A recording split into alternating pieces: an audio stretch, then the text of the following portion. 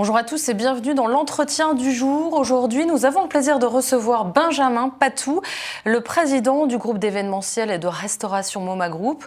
Après avoir hanté les nuits parisiennes comme DJ, Benjamin Patou dirige aujourd'hui un petit empire qui règne sur le monde de l'événementiel, de la restauration et de la fête dans la capitale et aussi à l'étranger, dans la merveilleuse île des Caraïbes Saint-Barth. MoMA Group emploie aujourd'hui près de 800 salariés et pèse plus de 90 millions d'euros de chiffre d'affaires. Le secteur de la restauration est l'un des plus touchés par la crise économique liée à la pandémie. Benjamin Patou, bonjour. Merci d'être avec nous aujourd'hui. Bonjour. Alors, comment vivez-vous ce confinement ? Très mal, comme tout le monde, comme chaque entrepreneur qui, effectivement, en quelques heures, quelques jours, quelques semaines, a vu l'ensemble de toute presque une vie, une demi-vie de travail, et tous les collaborateurs également, un petit peu plongés dans l'incertitude et face à une énorme problématique qu'on ne connaissait pas, qu'on ne connaît toujours pas et dont on n'a finalement que peu de visibilité. Donc c'est très dur, c'est une période qui est très difficile professionnellement. Alors vous avez près de 800 salariés et 30 établissements. Comment ça se passe pour vous depuis le mois de mars au niveau des salariés et puis des établissements ? Écoutez, tout a été quasiment fermé, tout a été fermé pendant 3 mois. Après, à l'été, on a eu la possibilité de réouvrir progressivement sous certaines conditions et protocoles et limites les restaurants qui étaient avec des espaces extérieurs, des terrasses. Ça nous a permis de pouvoir reprendre un petit peu le goût et reprendre un petit peu finalement notre travail, notre métier, se ressentir un petit peu utile. Et puis là, à nouveau, on nous a refermés. Donc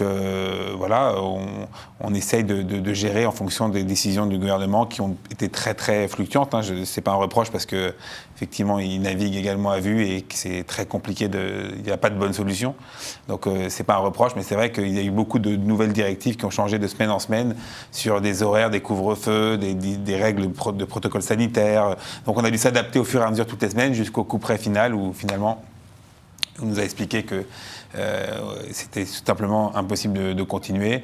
Donc il faut gérer avec les salariés, effectivement, les mettre en chômage partiel. Vous avez dû supprimer des emplois ? Oui, bien sûr. Est-ce que vous pouvez nous dire à peu près sur 800 salariés ? On a supprimé environ 30% des effectifs. Définitivement, c'est vraiment suppression de toutes les périodes d'essai, non-renouvellement des CDD. Effectivement, il y a eu quand même pas mal de départs. C'est une crise qui a, sensibilisé et qui a un petit peu interpellé et choqué tout le monde en fait. Et beaucoup de salariés qui effectivement sont partis en province et n'ont pas souhaité revenir ou qui ont profité de ce moment de chaos pour un petit peu changer de plan de vie, de projet de vie. Et donc c'est autant de talents qu'on perd. C'est un bouleversement, je dirais, général, d'ailleurs dont on ne voit absolument pas encore l'issue finale. Donc c'est bien difficile de faire des pronostics, puisque tout peut encore se passer malheureusement. Donc mais c'est vrai qu'on a perdu, on a dû évidemment réduire la voilure. Et un petit peu le mot d'ordre de la consigne, c'est depuis le mois de mars, c'est d'essayer de jouer la défense et de se mettre le plus possible en protection pour essayer de tenir financièrement pour passer le cap. 30 établissements, c'est beaucoup. Est-ce que vous allez en fermer définitivement ? 30 établissements, c'est vrai que c'était avant le Covid, c'était dans le cadre d'une dynamique et d'une expansion, d'un projet de développement, d'un projet d'entreprise qui était très dynamique et qui fonctionnait bien. Quand du jour au lendemain tout est fermé et qu'il n'y a plus un client qui vient, effectivement là on se rend compte que finalement on était un petit peu trop lourd. Oui, je pense qu'il y a un certain nombre d'établissements qu'on ne pourra pas réouvrir. Et en tout cas, dans la profession, il y a beaucoup d'établissements effectivement qui ne pourront pas réouvrir ou qui vont devoir changer de main. Ça va être une sorte de grand renouvellement subi, non choisi. Et des cartes vont être rebattues. Donc, vous savez d'ores et déjà, évidemment, quels établissements vous allez fermer. Ça va se passer de mois en mois. C'est déjà le cas. Comment Oui, on a identifié dans la revue stratégique les actifs essentiels pour le redémarrage et d'autres qui le sont moins. Et donc, on est en train d'étudier les solutions de cession et d'arrêt d'activité. Là, les boîtes de nuit sont fermées. À votre avis, quand est-ce qu'elles vont rouvrir et vont-elles rouvrir ? Alors, vont-elles rouvrir? Oui, j'y compte bien sûr. Parce que vous en avez 2. Ouais, trois, mais bien sûr qu'on va rouvrir, il n'y a aucune raison. Quand je pense que nous serons les derniers à rouvrir, ça c'est sûr, c'est vraiment quand tout sera totalement derrière nous. On ne peut que espérer faire de l'incantation, mais j'espère que l'été prochain, ce sera bon. Des boîtes où on devra aller masquer? Non, j'espère qu'avec l'arrivée du vaccin et la chute de l'épidémie, que ce sera arrêtera et qu'on pourra rouvrir dans les conditions normales. C'est-à-dire qu'à votre avis, 2020 ne sera qu'un mauvais souvenir, on pourra tourner la page et tout sera comme avant? On ne peut pas parler de souvenirs dans le sens où quand vous avez des séquelles quasiment indélébiles, on va vivre avec. Les salariés, les collaborateurs infectés, traumatisés, une trésorerie qui a fondu, un endettement pour tout le monde qui a explosé, parce que quand vous passez 8 mois à payer des dettes, des charges, même si vous avez un prêt de l'État, c'est un prêt, donc il faudra le rembourser, en théorie. Donc ce ne sera pas qu'un mauvais souvenir. En fait, on va vivre avec on va vivre malheureusement beaucoup de temps, plusieurs années avec les conséquences de cette année 2020. Pour ceux qui vont vivre, qui vont survivre. Est-ce que vous avez réussi à maintenir une activité dans certains établissements grâce à la vente à emporter ou la livraison de repas à domicile comme beaucoup de restaurateurs font? Écoutez, nous, sur nos 30 établissements, en gros, on en a ouvert un seul en livraison à domicile. Je dirais que c'était plus pour garder un lien et une activité avec notre cellule de R&D, avec le siège du groupe, mais c'est anecdotique, hein. C'est vraiment histoire de ne pas rester chez soi à regarder le plafond. Ça vous coûte plus cher que Oui, ça coûte plus cher que de fermer. Ouais. Mais c'est aussi un travail sur le long terme qui normalement devrait payer parce que on est en train d'essayer de découvrir un nouveau métier, justement. Qui demain, avec les nouvelles tendances, les évolutions possibles, annoncées entre guillemets déjà, un métier dont on ne peut pas, entre guillemets, ne passer à côté. La gestion des stocks, ça a été un sujet? Vous savez, quand vous avez Édouard Philippe qui à 20h prend la parole pour vous dire que 4 heures plus tard, vous devez définitivement fermer, ça c'était en mars, et que c'est un samedi soir, et que le lendemain, vous avez des brunchs avec 300-400 réservations et des brunchs façon buffet à volonté où vous avez des kilos et des dizaines de kilos de huîtres, de crevettes, de saumon, de ce que vous voulez, de produits frais, ultra frais. Oui, on a perdu beaucoup lors de la première arrêt. Et le deuxième, on avait un petit peu déjà, on était un peu plus échaudé, donc on avait un petit peu plus anticipé. On a perdu aussi, mais un peu moins. Vous étiez assuré? Pas du tout. Les assurances n'ont pas du tout joué le jeu. Et c'est encore pire aujourd'hui puisqu'elles n'ont rien trouvé de plus sympathique et de plus solidaire et bienveillant que de résilier les contrats d'assurance. Et pour tous les restaurateurs, ou quasi. Et pour les peu qui acceptaient de continuer, de doubler ou de tripler la prime. Donc ça, c'est quelque chose qui, de mon point de vue, est assez inacceptable, assez honteux. On saisit l'autorité là-dessus, le gouvernement. Pour l'instant, on n'est pas entendu. Alors, il y a quelques jours à Lyon, une grande manifestation demandant au gouvernement d'ouvrir le restaurant a eu lieu. Devant cette impossibilité, ils demandent aujourd'hui de sauver Noël. On les écoute. On se fait beaucoup de soucis après 80 jours de fermeture sur la période de premier trimestre. Et puis maintenant, on nous referme pour une période indéfinie. On nous parle du 8 janvier. Dans une période qui est prospère au restaurant, où on pourrait se refaire un petit peu la santé après ces périodes difficiles. Et malgré qu'on ait fait tous les protocoles qu'on nous a demandés, qu'on ait été appliqué la loi, qu'on ait fait tous les efforts qu'il fallait faire, on nous rossit encore les jambes et ça devient vraiment difficile pour nous tous. Alors à votre avis, allez-vous sauver Noël ? Bon, pour la restauration, Noël, entre Noël et le jour de l'an, à part le jour de l'an, c'est une période qui est très mauvaise, hein, en général. Très difficile puisque justement les gens rentrent chez eux en province, ils partent étrangers, donc à part les touristes qui viennent mais qui ne compensent pas le terreau principal qui sont les clientèles locales, parisiennes, c'est pas une excellente période. Donc nous, sauver Noël, c'est un concept qui, en ce qui concerne la restauration, n'a pas de sens. Les magasins, les commerces, tout ça, oui, ils font peut-être 20, 30, 40% de leur chiffre d'affaires sur 15 jours annuels. Nous, c'est pas le cas. Donc nous, notre projet, notre idée, c'est pas de sauver Noël, c'est une fois qu'on réouvre, que ce soit la bonne. Le pire pour nous, c'est le stop and go, c'est qu'on réouvre, on met X jours à embaucher tout le monde pour tout préparer, nettoyer, reformer les équipes. Après, ça, c'est terrible. C'est terrible. Même les clients, on communique, on investit pour communiquer, pour les faire venir. Ça, il faut plus qu'on ait de stop and go là-dessus. On préfère rester fermé.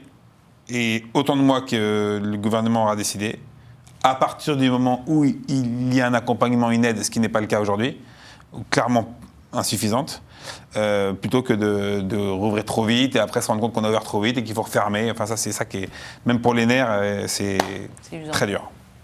Et à votre avis, là, vous allez rouvrir le 1er décembre? Vous avez des infos de Bercy? On vous dit des choses? Je n'ai aucune info. Je pense qu'eux non plus n'en ont aucune idée. Et moi, je ne suis pas dans le pari ou voilà, donc je ne réfléchis même pas à ça. Donc vous attendez, comment on pense pas. Comment on fait? Comment on gère ça? On attend, c'est au jour le jour? On attend au jour le jour et on travaille sur les sujets de fond, sur les problématiques dans lesquelles quand on est en pleine activité, on n'a pas forcément le temps de se pencher sur des sujets qui ne sont pas des priorités ou des urgences absolues. Et là, on essaie de travailler en profondeur pour lancer des chantiers sur la RSE, sur les sujets de formation, sur les sujets de recherche et développement, sur les sujets de prospective, tout ça, de technologie, de digitalisation. On essaie de profiter de cette période très dur pour quand même ne pas gaspiller le temps qu'on nous a donné ou qu'on nous a imposé de prendre. Et donc, pour essayer de trouver un petit peu un sens à tout ça et une petite lueur d'espoir. Alors, pour les syndicats, 20% des hôteliers et 30 à 40% des restaurateurs et cafetiers ne se relèveront pas ou changeront de main à l'issue de cette année 2020. Ce sera le cas pour certains de vos établissements ou au contraire, vous allez en profiter pour racheter des enseignes à bas prix. Ça, écoutez, c'est une bonne question. Aujourd'hui, c'est trop tôt pour vous dire. On va déjà essayer avant de racheter à bas prix, on va déjà essayer de passer le cap et de tenir. Après, si des opportunités se présentent et que nous sommes en capacité de pouvoir les saisir, on ne se privera pas, bien entendu. Et alors, comment vous communiquez avec vos clients pour garder un lien pendant cette période de confinement, pendant cette période de fermeture, pendant toute cette année presque 2020 ? On a les réseaux sociaux, on a une grande communauté qu'on a fidélisée, des dizaines de milliers de followers, de suiveurs sur les Instagram et autres. Et ça nous permet d'envoyer des messages, d'envoyer des photos, des vidéos, des recettes, de continuer à envoyer des petites bouteilles comme ça pour feuilletonner un peu et créer et garder un peu de lien. Mais rien ne vaut le lien physique, évidemment. Alors, côté finance, maintenant, Bruno Le Maire a prévu des aides. On l'écoute. C'est que je vais entrer en négociation avec la Commission européenne pour lui dire est-ce qu'on pourrait décaler le début de remboursement du prêt de 2021 à 2022. Ce qui laisserait aux entreprises 2 années complètes avant d'engager le remboursement de leurs prêts. Donc ça leur donne un bol d'air important. C'est une négociation que je dois conduire avec la Commission européenne, parce que comme ces prêts sont garantis par l'État, ils sont considérés comme des aides d'État. Simplement, à partir du moment où les règles de sécurité sanitaire se prolongent, il me paraîtrait cohérent, il me paraîtrait juste que les exonérations de paiement de loyer sur les terrasses se prolongent aussi. Et ça permettrait à un restaurateur de se dire, quand les terrasses vont rouvrir au mois de mai ou de juin, je n'aurai pas à payer ma terrasse. Donc c'est une proposition que je fais à la mairie de Paris. Alors qu'est-ce que vous pensez de cette proposition de rouvrir des terrasses gratuites ? C'est sympa de la part de M. Le Maire, mais là, on est en train de couler avec le Titanic et lui, il nous parle de savoir si notre serviette est agréable. Enfin bon, c'est un détail, quoi. Le problème, c'est pas le loyer de la terrasse, c'est le problème du loyer du restaurant, du loyer en dur. où là, le gouvernement a été sensibilisé, savent parfaitement quelle est la problématique, savent parfaitement le poids que ça pèse, et en réalité, on n'est pas entendu. Donc je comprends que ça m'a mal à l'aise. J'entends le discours de dire on vous a beaucoup aidé, on a aidé les entreprises, ce qui n'est pas vrai, de mon point de vue. C'est-à-dire ? C'est pas vrai, c'est-à-dire qu'ils on parle des prêts garantis de l'État, le chômage. Ils ont protégé les salariés avec le chômage partiel pour éviter que l'on licencie tout le monde et que les salariés perdent leur boulot. Donc ils ont payé les salariés pour rester chez eux, entre guillemets, donc à ne pas travailler. On nous a demandé, en parallèle de ça, ce qui est complètement aberrant, de payer quand même le congé payé 10%, donc 2 jours et demi de congés payés par mois qui sont cumulés. Le salarié ne travaille pas, mais il cumule quand même des congés payés, ce qui normalement devrait être la contrepartie du travail fait. Il ne travaille pas, mais il cumule quand même. Et ça nous crée une dette et on protège le salarié. Très bien, on a besoin de nos salariés, on aime nos salariés, nos équipes, on les défend. Mais l'entreprise, elle n'est pas aidée. Un PGE, c'est un prêt. Donc en fait, on nous endette, surendette. Et on sait très bien que 80% des gens, ou des 99% des gens ne pourront pas rembourser ce PGE. Donc une fois de plus, on est dans le en même temps, on va attendre, on repousse à plus tard le problème. Mais pour moi, la solution, elle n'est pas claire. Et elle est très anxiogène et très angoissante pour nous, parce que de dire mais comment on va faire pour rembourser, on va décaler d'un an, on verra. Ok, mais c'est déjà suffisamment dur, donc on n'a pas de visibilité, j'entends, sur la durée, mais au moins sur les choses sur lesquelles on pourrait avoir de la visibilité, c'est un peu de la torture chinoise, qu'on nous donne de la visibilité là-dessus. Qu'est-ce que vous demandez, vous, en tant que restaurateur, hôtelier qu'est-ce que vous aimeriez que le gouvernement fasse ? Nous, c'est simple, on a... sur 100% de charges fixes qu'on a, il y a 45% qui sont pris par l'État grâce au chômage partiel. J'ai fait les calculs précisément. On a 55% de charges fixes en reste à charge. Donc, à un moment donné, en ce qui concerne une entreprise comme la nôtre, ça se compte en millions d'euros par mois. Comment voulez-vous qu'on s'en sorte ? On nous ferme arbitrairement 6 mois, 8 mois, 9 mois, 10 mois. C'est simple. Si on nous oblige à fermer, on nous oblige à fermer, ok, mais qu'ils prennent en charge ce que ça nous coûte. C'est simple, c'est transparent. Je veux dire, les comptes, ils les ont, les bilans, ils les ont, les chiffres, ils sont transparents. Donc, ou qu'ils prennent en charge les loyers, qu'ils demandent aux assurances de prendre en charge une partie de la perte d'exploitation, c'est quand même leur métier, on cotise. Tous les restaurateurs de France cotisent chaque année, depuis des années, pour une perte d'exploitation dont on utilise finalement que très rarement, c'est le principe d'une prime d'assurance. Là, c'est le moment de nous aider. On parle de solidarité.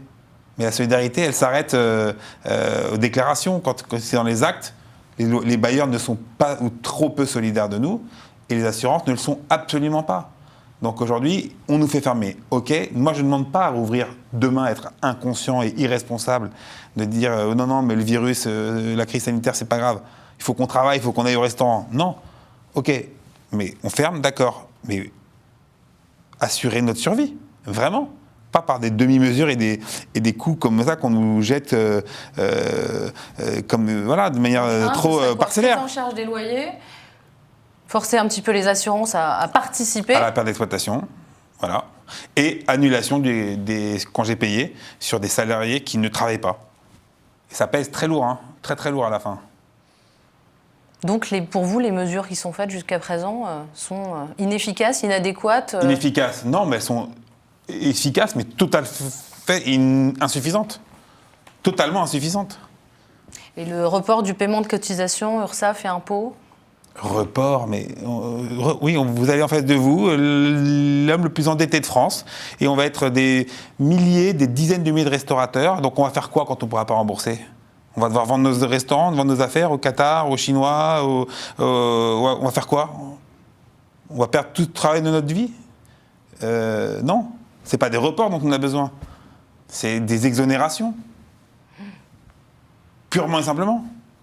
Et quel est le scénario pour vous, justement ? C'est que les plus faibles vont mourir et les plus grands s'enrichiront, encore une fois ?